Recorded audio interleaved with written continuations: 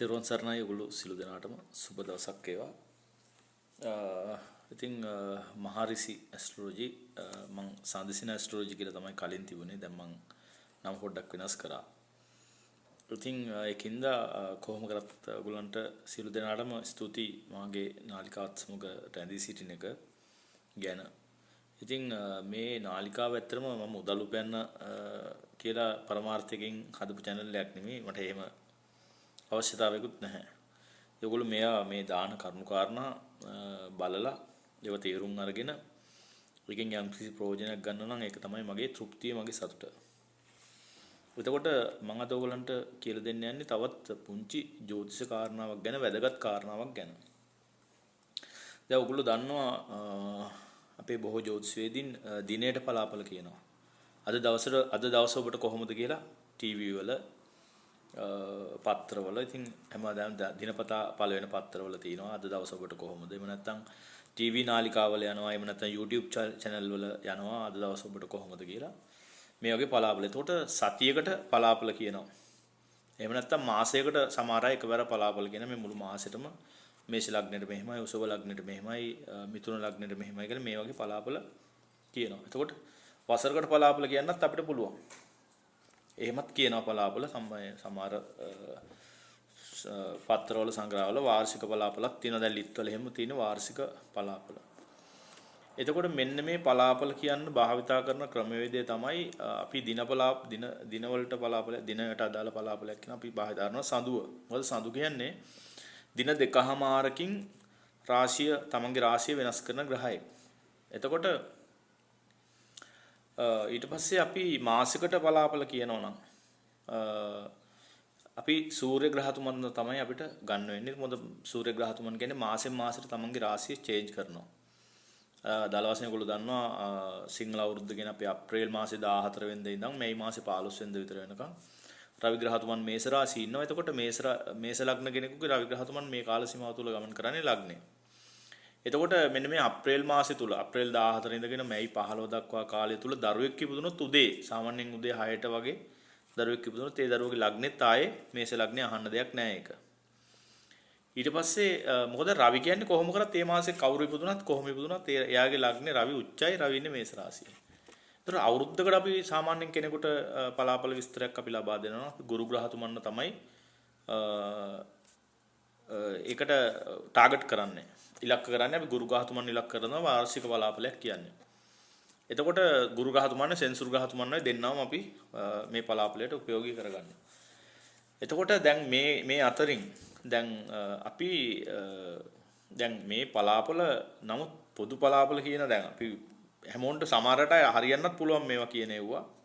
සමහරට හැමෝන්ටම හරියන්නේ නැහැ. ඉතින් මොකද දැන් ලංකාවේ ජනගහනය ගත්තොත් කෝටි 2.5ක් මිලියන 25ක් විතර ඉන්නවා.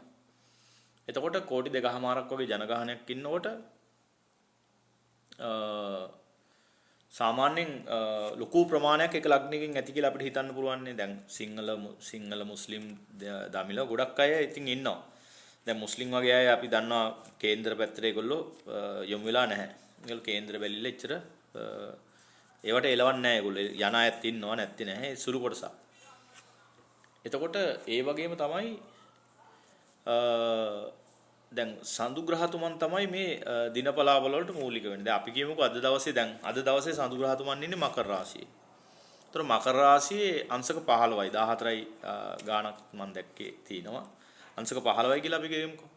එතකොට සඳු ග්‍රහතුමන් මකර රාශියේ ඉන්නකොට අද දවසේ ඔබට ලැබෙන්නේ බොහෝ දුරට සෙනසුරු ග්‍රහතුමන්ගේ ඵලය. මොකද සෙනසුරු ග්‍රහතුමන්ගේ රාශියක තමයි ඉන්නේ. එතකොට මේක ලග්නෙට දැන් අපි ගත්තොත් මේෂ ලග්නයක් ගත්තොත් එහෙම සෙන්සුරු කියන්නේ 10 11 අධිපති. එතකොට සෙන්සුරු ගහතුමන් තැම්පත් වෙලා ඉන්න ස්ථානයත් එක්ක තමයි මේ කතන්දරේ වෙන්නේ. එතකොට 12 දිනකගේ කේන්ද්‍ර 12ක් අපි නිකන් හිතුවොත් එහෙම 12 දිනාගේ සෙන්සුරු මේ භාව 12න් කොහේ හරි දැනක තැම්පත් වෙලා ඉන්න පුළුවන්. ඒ අනුව මේ පලාපලය බොහෝ දුරට අපි එතනින් කැඩුවොත් එහෙම 12කට අපිට බෙදන්න පුළුවන්. ඊට පස්සේ ශනි ග්‍රහතුමන් ඉන්න නැකත් පාදයට අනුවත් අපිට ඉතින් ඒක නිසා බොහෝ වෙනස්කම් මේ තුල සිද්ධ වෙනවා.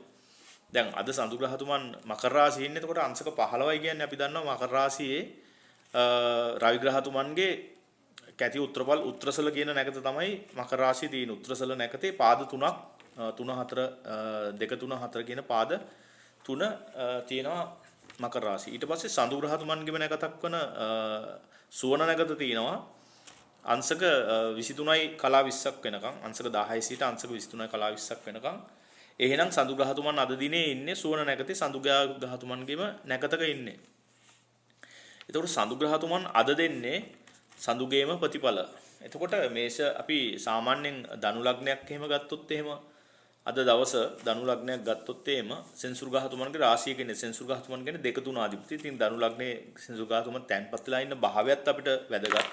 භාවයත් අරගෙන තමයි අපි මේ පලාපලය කියන්න පුළුවන්. ඒ භාවය නැතුව අපිට පලාපල අනිත් එක සඳුගෙන් සඳු ග්‍රහතුමන්ගෙන් සඳු ග්‍රහතුමන් ගෝචර වෙන්නේ කොහෙද කියලා තමයි අපි ගෝචරයේ දිහා බලනකොට සඳු ග්‍රහතුමන් දිහා තමයි බලන්නේ. එතකොට දැන් අපි කියමුකෝ දැන් සිංහ ලග්න කෙනෙක් නම් දැන් මේ දවස්වල ඔයගොල්ලෝ දන්නවා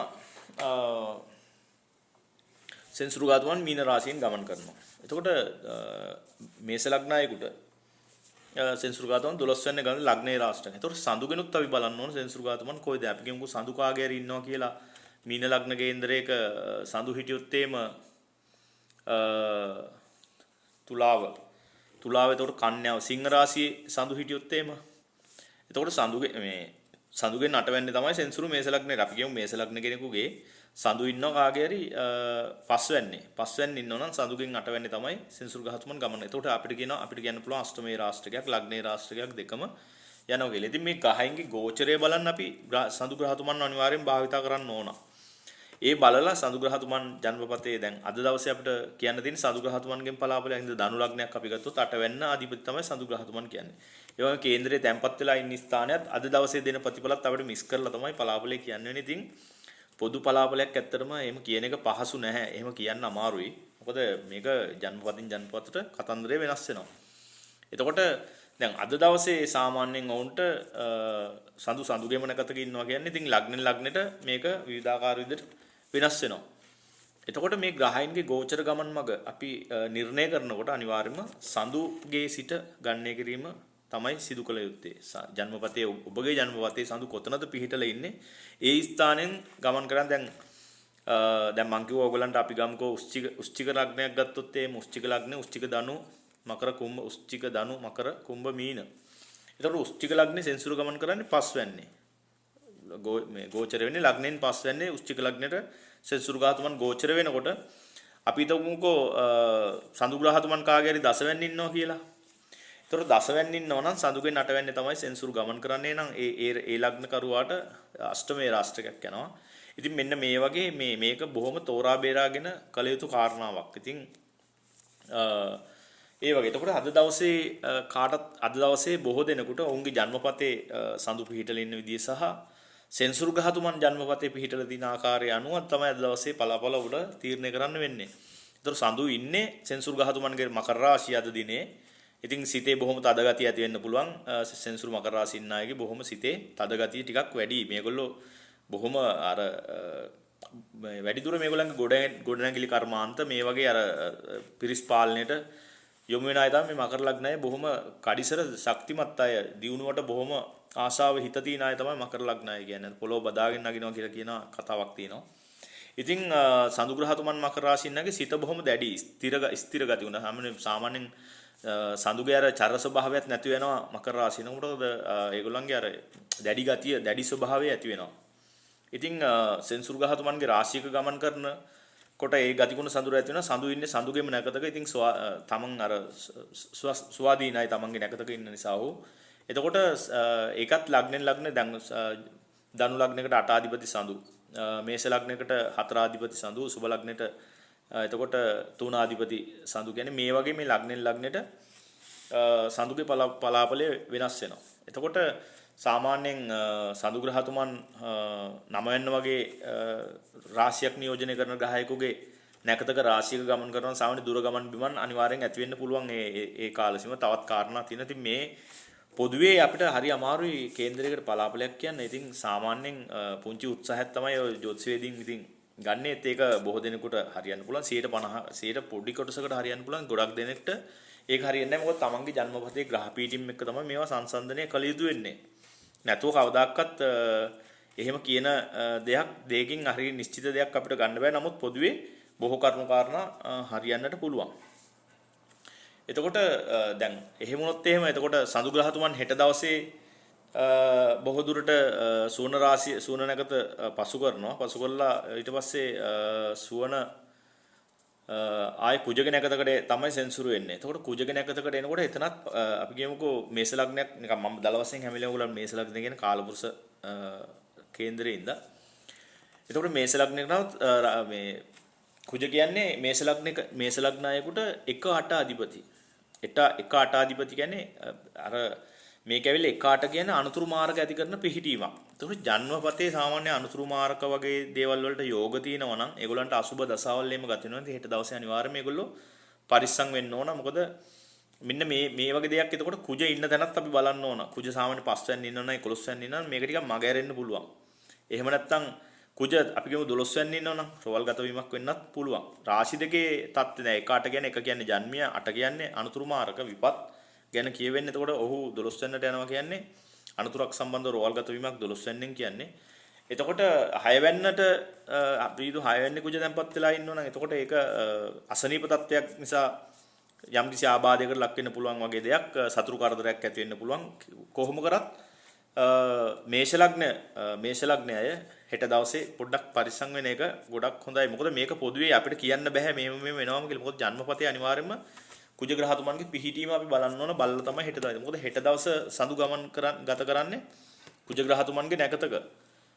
ඉතින් ඒක නිසා අර 8 වෙනිට සම්බන්ධ කරුණු කාරණා තියෙන අය බොහොම පරිස්සම් වෙන්න ඕනේ. ඉතින් හෙට දවස එහෙම වෙනවම කියලා කියන්න බෑ ජන්මපත බලන්න නැතුව කාටවත්. ඉතින් මාරක අනුතුරු වගේ දේවල් වලට අර ප්‍රවණතාවයක් තියෙනවා කියන එක තමයි කියන්න පුළුවන්. ඉතින් මෙන්න මෙහෙම ඉතින් තවත් පැහැදිලිව මම මේක ඔයගලන්ට තවත් වීඩියෝකින් ඔයගලන්ට අරන් එන්නම්. ඊටමත් පැහැදිලිව මේ ගැන. ඉතින් සඳු ග්‍රහතුමන් දවසේ ඉන්න නැකත අනුව අපිට මේ දවසේ වැඩ කටයුතු කළමනාකරණය කර ගැනීමේ හැකියාවකුත් තියෙනවා. ඒක තමයි අපි කළ යුතු දේ. මොකද අද දවසේ අපිට ලොතරැයියක් ඇදෙයිද අපිට ධනය ලැබෙයිද අපිට සල්ලි ලැබෙයිද මොන මේ වගේ දේවල් අපි හොයෝ ඉන්නවට වඩා සඳු ග්‍රහතුමන් අපිට දෙන පණිවිඩය මොකද්ද? අපි අද දවසේ සඳු ග්‍රහතුමන් යන නැකතත් එක්ක අපි අද දවසේ අපිට කළමනාකරණය කරගන්න පුළුවන්. කාට හරි සඳු ග්‍රහතුමන් අපි කියමුකෝ ඔන්න දැන්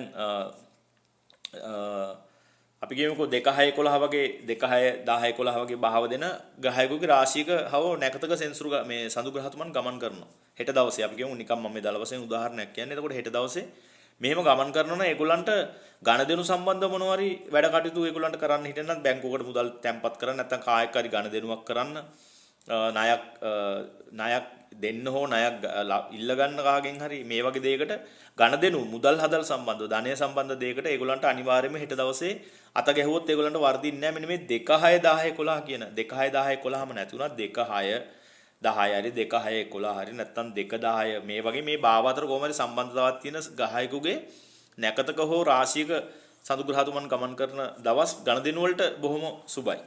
ඉතින් මෙන්න මේ වගේ කළමනාකරණය කර ගැනීමට අපිට හැකියාව තියෙන්න ඕන. එහෙම තියෙනවා නම් ගොඩක් වටිනවා. ඒක තමයි ජ්‍යොතිෂය කියලා කියන්නේ. ඉතින් මේක අපි මේක භාවිතා කරන්න ඕන. මේ ග්‍රහය අපිට දෙන මොකද්ද මේ පණිවිඩය කියන එක භාවිතා කරලා අපි අපේ ජීවිතය අපිට සාර්ථක කරගන්නට හැකියාව තියෙනවා. ඉතින් චූටි වීඩියෝ එකක් ඔයගලන්ට ගෙනාවේ මම මෙතනින් නවතිනවා. තවත් ඔයගලන්ට ඉක්මනින්ම වීඩියෝ එකක් අරන් වීඩියෝ දාන්න ගොඩක් පහුගිය කාලේ ප්‍රමාද වුණා. මේ ඔයගොල්ලෝ දන්න ලොකු ව්‍යසනයක් අපේ රටේ සිද්ධ වුණා. ඉතින් ඒක නිසා වීඩියෝ දාන්න ඇත්තටම හිතුනේත් නැහැ. මිනිස්සුන්ට වෙලා තියෙන කරදරෙන් සියලු දෙනා විපත් වලින් මිදෙන්න ඕන. කාටවත් මෙවැනි විපත් අකල් මරණ සිදු නොවෙන්න කියලා අපි හදවතින් ප්‍රාර්ථනා කරමු. ඉතින් උතුම් තෙරුවන් සරණයි ඔයගොල්ලෝ සියලු දෙනාට මම ජ්‍යොතිෂවේදී සමන්ත ප්‍රනාන්දු.